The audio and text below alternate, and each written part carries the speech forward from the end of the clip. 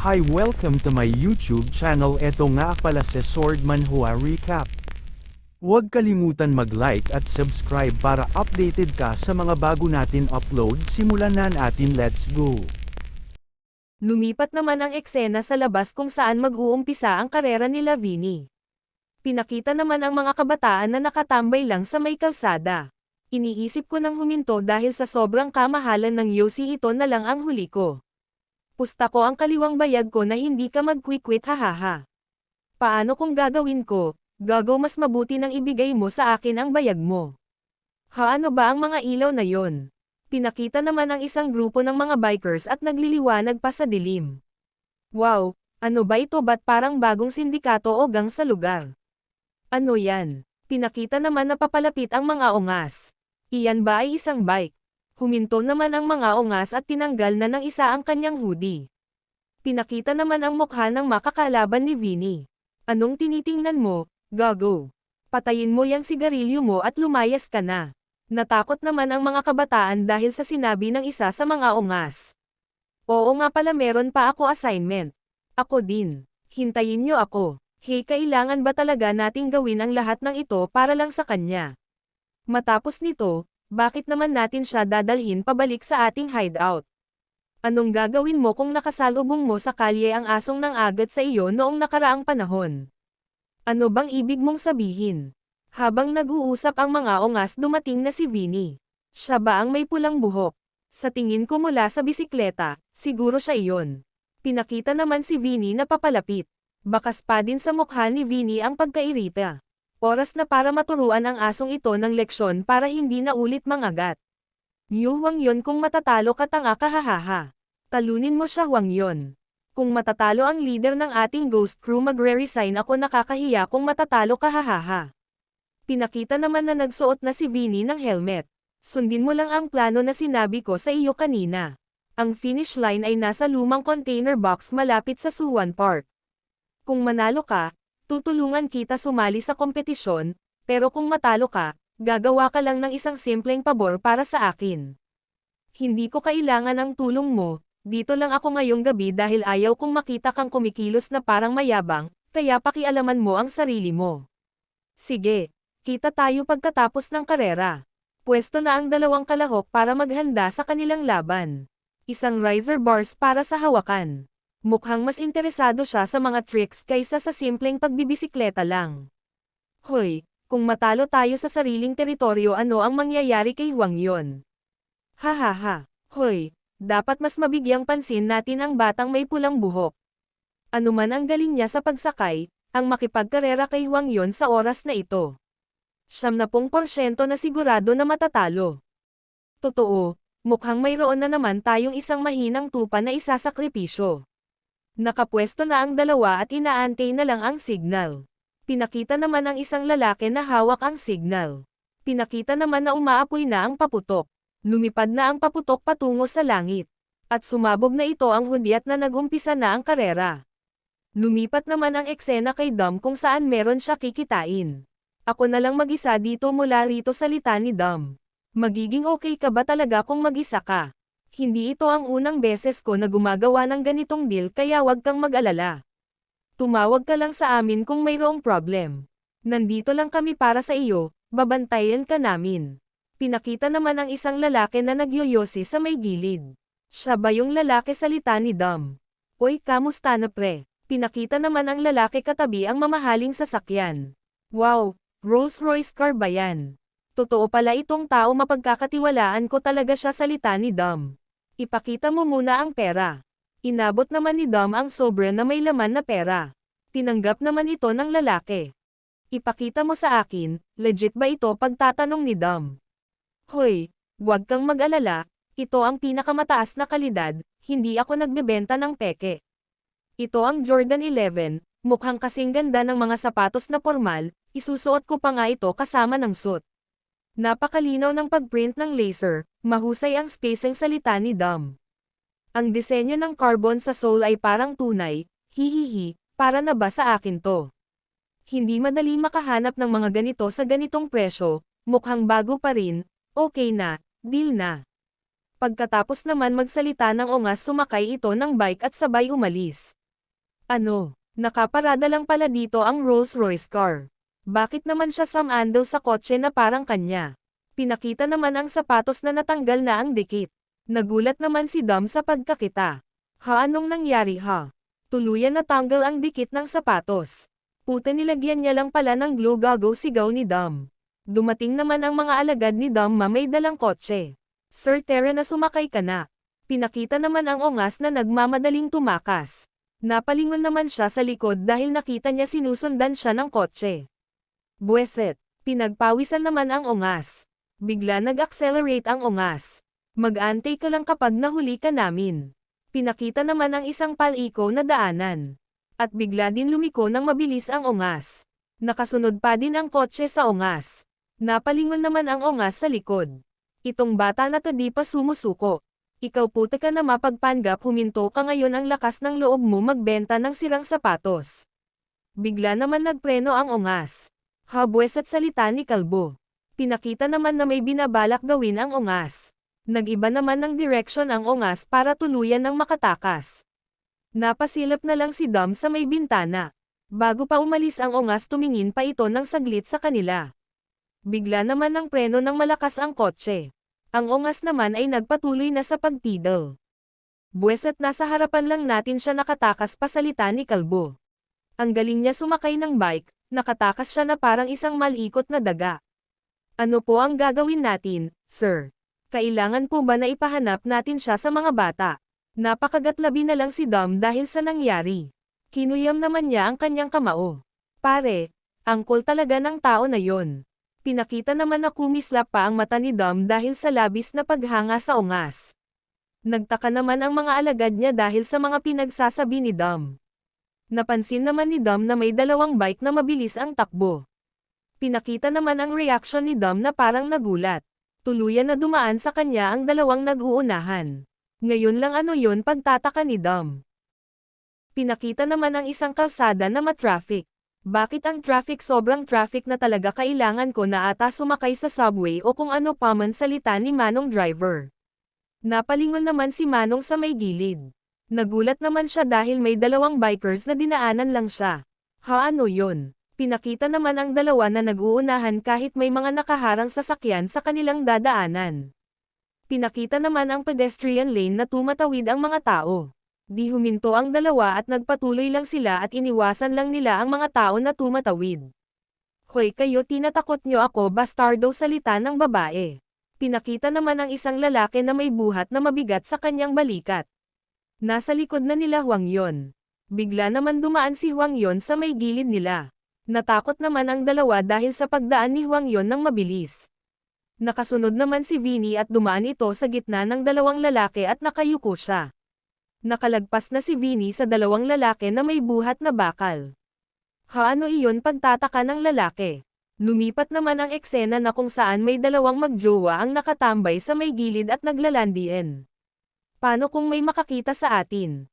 Huwag ka mag-alala baby, walang tao dito. Maniwala ka sa akin, di ba mahal kita, salita ng lalaki na nang uuto pa. Ako din, salita ng uto-uto na babae. Malapit na sana mag-kiss ang dalawa. Bigla naman may dumating na nakabike at nanlaki ang mata ng dalawa dahil sa pagdating ng nakabike. Napalingon naman ang lalaki sa may gilid niya. Ano ang nangyayari, salita ng babae? Mukhang maganda bata. Kung maglalandian kayo, mag-room na lang kayo, bitch. Ano iyon, salita ng babae? Di ako sigurado, salita ng lalaki. Pinakita naman ang maso na dala ng mga alagad ni Huang Yon at kinaskas pa nila ito sa lupa. Dito ang shortcut, sundan nyo ako. Kailangan nating makarating doon bago sila. Sigurado ako na hindi matatalo ni Huang Yon ang unggoy na yon. Kung mangyari yon, mapapahiya tayo lahat. Ang lalaki na yon, gagawin niya ang lahat, manalo lang. Sa galing ni Huang Yon, kaya niya patumbahin ang iba sa isang kompetisyon. Nagsisimula na akong maawa sa may pulang buhok. Ano, naaawa ka, sabay tanggal ng maskara? Itigil mo nga yang kalokohan. Ang makipagkarera laban sa isa sa atin ay nangangahulugan na handa siyang magbayad ng kapalit, sabay ngiti ng ungas. Pinakita naman ang isang lalaki na nakamotor at may dalang aso sa likod. Bigla naman nadaanan ng dalawa ang nakamotor. Nagulat naman ang lalaki at ang aso. Medyo magaling ka sa mga riser bar na yan, salita ni Hwang Yun. Habang si Vinny naman ay tahimik lang. Nakabontot lang si Vinny sa kanyang kalaban at dahil doon nakagawa si Vinny ng air resistance. Kaya't patuloy siyang sumusunod sa akin dahil sa slipstream ko ha. Tumigil ka na sa pagsunod sa akin, baka matalo ka lang. Pinakita naman ang lubak na daanan. Mapapahamak ka kung nakatitig ka lang sa likod ko, salita ni Hwang Yun. Bigla naman iniwasan ni Hwang Yun ang sirang kalsada. Napansin naman ito agad ni Vinny. Ano isang lubak, salita ni Vinny. Buweset, kailangan gumawa ni Vinny ng paraan para makaiwas sa lubak. Gumawa ng isang trick si Vinny para di niya matamaan ang lubak. Ang loko na yon, salita ni Vinny. Wow, mas magaling ka pa pala sa iniisip ko.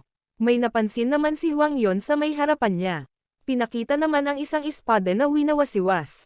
Pinakita naman ang isang bata na naglalaro. Ito ay isang labanan para sa katarungan. Ang puso ko at espada ay kay Swordman Hua Recap lang. Kaya mag-like and subscribe na kayo. Sa ngalan ng dakilang emperador.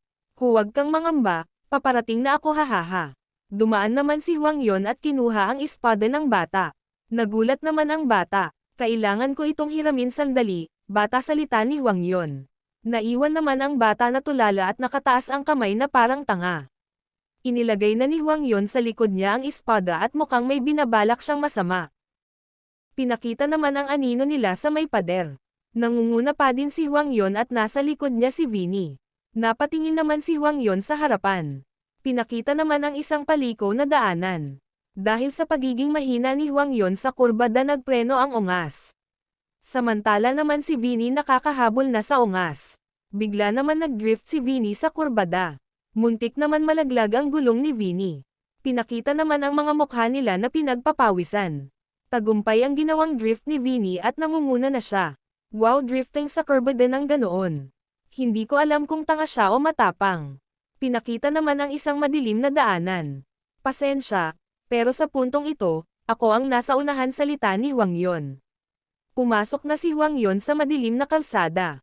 Pinakita naman si Vinny na nakapasok na din sa kalsadang madilim. Buweset, bakit ang dilim dito? Nakasunod pa kaya siya sa likod ko? Mahirap sabihin kasi hindi ko nakikita kung nasaan siya. Pinakita naman na nalagpasan na ni Hwang Yun si Vinny. Ang huling kita ni Vinny, nasa unahan na niya si Hwang Yun. Ano? Lumagpas ba siya sa akin, pagtataka ni Vinny. Putik, hindi ko siya napansin kasi itim ang suot niya. Bigla naman may nakita si Vinny sa may harapan niya. Isang sasakyan na nakabukas ang headlights. Biglang lakas ng ilaw, sa madaling salita binulag si Vinny gamit ang malakas na ilaw. Napaharang naman ang kanyang kamay sa mata niya. Nakalagpas na din ang kotse na bumulag sa kanya. Tangina, mga ilaw na walang kwenta, binubulag ako. Bigla na lang napahinto si Vinny at tuluyan na siyang sumemplang. Humiwalay si Vinny sa kanyang bike. Nakabaligtad sa ere si Vinny dahil sa nangyari. Tuluyan na nga na aksidente si Vinny. Sa pagmulat ng kanyang mata, nanlabo ang kanyang paningin. At unti-unti itong lumilinaw at may nakita siyang tao na nakatayo sa may harapan niya. Ayos ka lang ba? Mukhang nasaktan ka, salita ng tarantado. Pinakita naman nakahiga si Vinny sa lupa at hawak niya ang kanyang ulo. Madilim kaya dapat nag-ingat ka. Nakarating ka sa finals, sayang naman, sabay ngiti ng tarantado. Pinakita naman si Vinny na hirap pa din sa pagtayo. Pinakita naman ang bike ni Vinny na nakatamba at sa may bandang gulong nakatarok ang holy sword ng bata. Pinilit naman ni Vinny bumangon. Tinignan na ni Vinny ang kanyang bike. Ha? Ano ba yang laruan na yan? Bakit nakalagay siya sa may gulong ko? Anong ginawa mo kanina, putang ina mo? Sinisisi mo ba ako dahil hindi mo tiningnan ang daan at nahulog ka sa bike mo? Ikaw bastardo, napakaduwag mo, lumapit ka dito. Bigla naman nilapitan si Vinny ng mga alagad ni Hwang Yun para hawakan. Bitawan niyo ako, salita ni Vinny. Hindi ito isang opisyal na esports na may mga nakatakdang patakaran, street race lang ito. Huwag kang magalit dahil nahulog ka sa bike mo. Tanggapin mo lang na natalo ka dahil nahulog ka. Fuck you, bitawan niyo ako, mga ungas. Dahil natapos ito ng ganito, siguro kailangan mo na lang gawin ang pabor na tinanong ko sa iyo bago tayo nagsimula, ha? Huwag mo na lang isipin, sabay ngiti ng animal. Pinakita naman ang isang lalaki na may hawak ng isang maso na naglalakad papalapit kay Vinny. Nagtaka naman si Vinny. Nakatayo na sa harapan ni Vinny ang lalaking may hawak na maso. Babasagin ko ang binti mo para matuto kang magpakumbaba, huwag ka lang gagalaw, hahaha. Pinakita naman ang isang lalaki na may hawak na maso na akmang papaluan si Vinny. Pinakita naman na nakatingin lang si Vinny. Bigla naman tumawa ng malakas si Hwang Yun. At napalingon naman si Vinny sa ungas. Hahaha, para kang baby, hahaha. Nang aasar lang ako, hahaha. Kung matalo ka laban sa amin. Pinakita naman ang maso na tatama sa isang bagay. Ang aming patakaran ay kapag natalo ang kalaban, wawasakin ang bike niya. Pinakita naman na tinamaan na ng maso ang bike ni Vinny. Labis naman ang pag-aalala ni Vinny sa kanyang bike. Pinakita naman na nakapalibot ang mga ongas kay Vinny. Yung bike ni Vinny sira na at yung Holy Sword nakatarak pa din. Napanganga na lang si Vinny sa pagkakita sa kanyang bike. Kinuyam naman niya ang kanyang kamao. At nanlisik ang kanyang mga mata. Kayo mga gagaw talaga, sigaw ni Vinny. Bigla naman sumugod ang isa sa mga alagad ni Hwang Yun at tinuhad niya sa mukha si Vinny. Napangiti naman si Hwang Yun sa nakita. Napatumba naman si Vinny at napahawak siya sa kanyang mukha. Pinakita naman ang labis na panggigil ni Vinny sa mga ongas.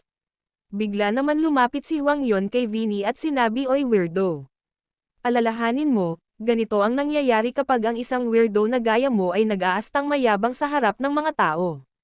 Kahit na, ngayong wala ka ng bike, pwede ka na lang hindi sumali sa tournament nang hindi sasama ang loob mo at hindi mo na kailangang mag-alala tungkol sa mga crew o kahit ano pa, wala nang problema." Gigil na gihil pa din si Vinny sa mga tarantado pero di siya makaganti dahil sa natamo niyang pinsala. Gabi na, dapat umalis na tayo, salita ni Hwang Yun. Pinakita naman ang isang magarang kotse na napadaan. Sumilip naman ang nagmamaneho ng kotse. Rinig naman ang mga usapan ng mga tarantado na kasamahan ni Hwang Yun. Mukhang lalakad na lang itong bata ngayong wala na siyang bike, hahaha. Oy, ipahiram mo sa kanya yung lumang bike na basura na nasa garahe mo, hahaha. Mga babong talunan. Pinakita naman na umalis na ang kotse. Pinakita naman ang isang motor na nakabukas ang ilaw. Vinny, asan ka na, sigaw ng kaibigan ni Vinny. Bigla siya napalingon sa gilid at nakita na niya si Vinny.